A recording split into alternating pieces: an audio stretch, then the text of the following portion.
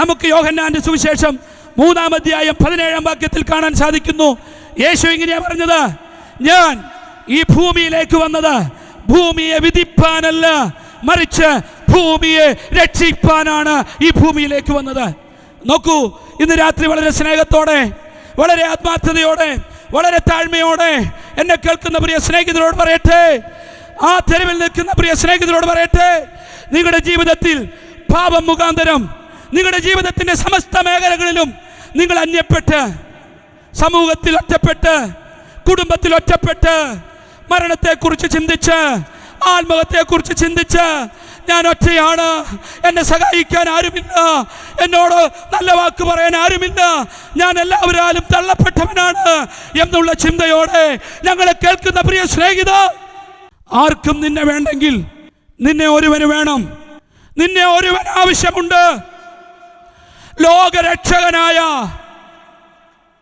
ഏകരക്ഷകനായ, നിനക്ക് വേണ്ടി ക്രൂശിൽ പിടഞ്ഞു മരിച്ച പ്രിയ സ്നേഹിത, യേശു നിന്നെ സ്നേഹിക്കുന്നുണ്ട്. ആ യേശു നിന്നെ തേടിയത് കൊണ്ട് ഈ യോഗം നിനക്ക് വേണ്ടി ഇവിടെ വെച്ചത്. ആ യേശു നിന്നെ സ്നേഹിക്കുന്നെന്ന് ഇന്ന് രാത്രി ഞങ്ങൾക്ക്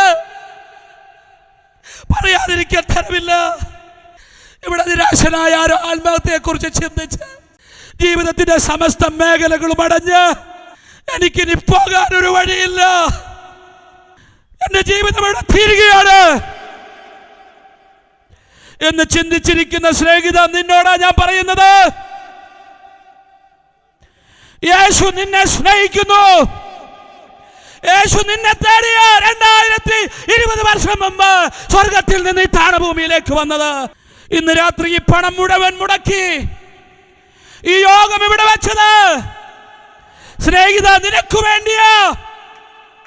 എനിക്കറിയില്ല ആരോട് ദൈവത്തിന്റെ ആത്മാവ് ഇങ്ങനെ പറയാൻ പറയുന്നു. നിന്റെ ജീവിതം തീർന്നിട്ടില്ല, നിന്റെ ജീവിതം ഇവിടെ അവസാനിക്കാറായിട്ടില്ല. നിന്റെ ജീവിതത്തിന് സമാധാനം നൽകുന്ന, സന്തോഷം നൽകുന്ന, നിന്റെ ജീവിതത്തെ പണിയുന്ന യേശു നിന്നെ സ്നേഹിക്കുന്നു. യേശു നിന്നെ തേടി വരുന്നു. ഒരിക്കൽ ഒരു മനുഷ്യൻ അവന്റെ ജീവിതത്തിന്റെ സമസ്ത മേഖലകളും അടഞ്ഞു എന്ന് ചിന്തിച്ച ഒരു മനുഷ്യൻ, അവനൊരു ഉദ്യോഗസ്ഥനാ, അവന് ജയിലിന്റെ അധികാരിയാ, അവന് മാന്യമായ ശമ്പളമുണ്ട്, അവന് മനോഹരമായൊരു കുടുംബമുണ്ട്, അവൻ സമൂഹത്തിൽ അറിയപ്പെടുന്നവനാണ്. അവന് താമസിക്കാൻ അവിടുത്തെ രാജാവ് കൊടുത്തിട്ടുള്ള ബംഗ്ലാവുണ്ട്, അവിടെ പരിചാരകരുണ്ട്, എല്ലാ സുഖ സൗകര്യങ്ങളും ഉള്ള ഒരു മനുഷ്യൻ ഒരു പ്രത്യേക നിമിഷത്തിൽ തൻ്റെ ജോലിയിൽ ഒരു പ്രശ്നമുണ്ടായി. ആ പ്രശ്നം മറ്റൊന്നുമല്ല, തലേ രാത്രി ജയിലൊക്കെ പൂട്ടി വളരെ സന്തോഷത്തോടെ തൻ്റെ ബെഡ്റൂമിൽ പോയി താൻ കിടന്നുറങ്ങിയത്. പക്ഷേ ആ ബെഡ്റൂമിൽ കിടന്നുറങ്ങി കുറച്ച് കഴിഞ്ഞപ്പോൾ ഒരു ഭൂകമ്പം, ഒരു ശബ്ദമൊക്കെ കേട്ടു.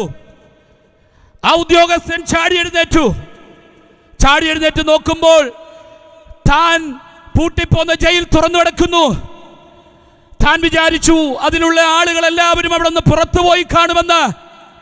അങ്ങനെ പുറത്തിറങ്ങി കാണുമെന്ന് വിചാരിച്ച് താൻ ആത്മഹത്യ ചെയ്യാൻ ശ്രമിച്ചപ്പോൾ ഇതാ ഒരു മനുഷ്യൻ അവനെ വിളിച്ചു.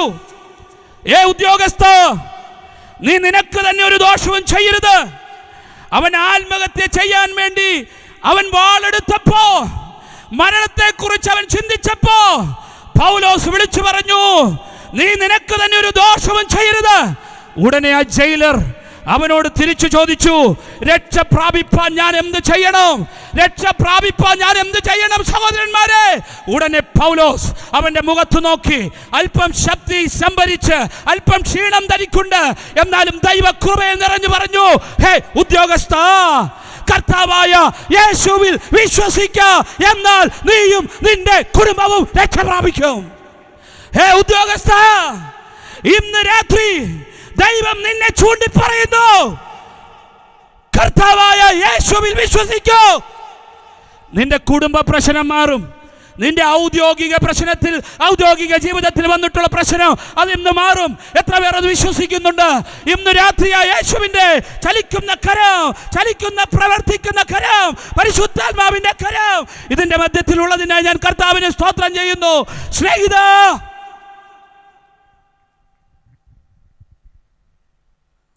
നീ ആത്മഹത്യ ചെയ്യാനുള്ളവനല്ല.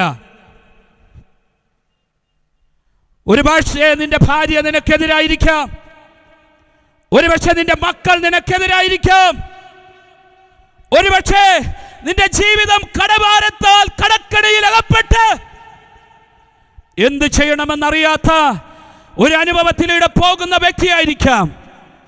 എന്നാൽ നിന്നെ ദൈവമകനാക്കുവാൻ 2000 വർഷങ്ങൾക്ക് മുമ്പ് ഈ താണലോകത്തിലേക്ക് ഇറങ്ങി വന്ന യേശു മാത്രമാണ് രക്ഷകനെന്ന് നിന്റെ ഹൃദയം കൊണ്ട് നീ വിശ്വസിച്ചാൽ, നിന്റെ ഹൃദയം കൊണ്ട് വിശ്വസിച്ചാൽ, നീ ആരുമാകട്ടെ, നിന്റെ മതം ഏതുമാകട്ടെ, നിന്റെ കുടുംബം ഏതുമാകട്ടെ, നീ പണക്കാരനോ പാവപ്പെട്ടവനാകട്ടെ, നീ കുടിലിൽ ജീവിക്കുന്നവനാകട്ടെ, നീ ഒരുപക്ഷെ വലിയ കൊട്ടാരത്തിൽ ജീവിക്കുന്നവനാകാം, പക്ഷെ സമാധാനമില്ലാതെ ജീവിതത്തിന്റെ സമസ്ത മേഖലകളും തകർന്ന് ഉടയപ്പെട്ടവനായി ഇതിന്റെ മധ്യത്തിൽ നീ ആയിരിക്കുന്നുവെങ്കിൽ നിന്നെ പണിയുന്ന ഒരു യേശു ഇന്ന് രാത്രി ഇവിടെ വന്നിട്ടുണ്ട്.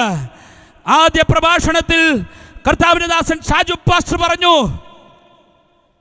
ശമരി എന്ന പട്ടണത്തിലെ ഏറ്റവും വൃത്തികെട്ട ഒരു സ്ത്രീ യേശുവുമായിട്ട് സംസാരിക്കുമ്പോഴാണ് അവൾ പോലും ഓർത്തത് അവൾക്ക് 5 ഭർത്താക്കന്മാരുണ്ടായിരുന്നെന്ന്.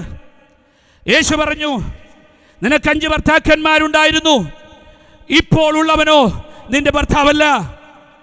അപ്പോഴാണ് അവൾ ഓർത്തത്, ജോർജ് കുട്ടി, അവറാച്ചൻ, തോമസ് കുട്ടി, സണ്ണിക്കുട്ടി, പിന്നെ പറഞ്ഞാരാ, അവറാൻകുട്ടി. 5 ഉണ്ടായിരുന്നു, കറക്റ്റാ. യേശു പറഞ്ഞപ്പോഴാണ് ഓർത്തേ. അവിടെ യേശു പറഞ്ഞു, ഇപ്പോൾ ഉള്ളവനോ നിന്റെ ഭർത്താവല്ല. തകർന്ന തരിപ്പണമായ ജീവിതത്തിൻ്റെ ഉടമയായ ശമരി ആ സ്ത്രീയെ നട്ടുച്ച നേരത്തെ അവൾ വെള്ളം കോരാൻ വന്നത്. കാര്യം പകല് വരാൻ, അല്ലെങ്കിൽ രാവിലെ വൈകിട്ടോ വെള്ളം കോരാൻ വരാൻ പറ്റില്ല, ആളുകൾ അവളെ കളിയാക്കും, അതുകൊണ്ടാകാമല്ലോ.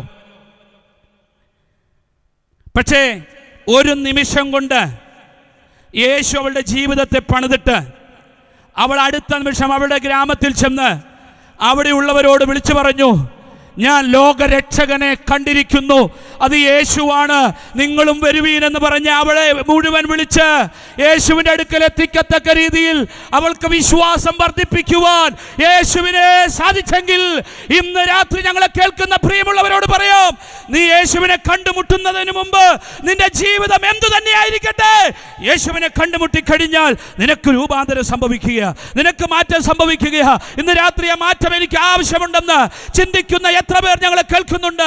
ഈ വീതികളിൽ ഇതിനകത്ത് ഇരിക്കുന്ന ആർക്ക് യേശുവിനെ ഇന്ന് രാത്രി ആവശ്യമുണ്ട്? ആ യേശുവിനെ നീ സ്വീകരിച്ചാൽ ഒന്നാമത് നിനക്ക് ലഭിക്കുന്നത്, നിനക്ക് ദൈവത്തിൻ്റെ മകനാകാൻ സാധിക്കും.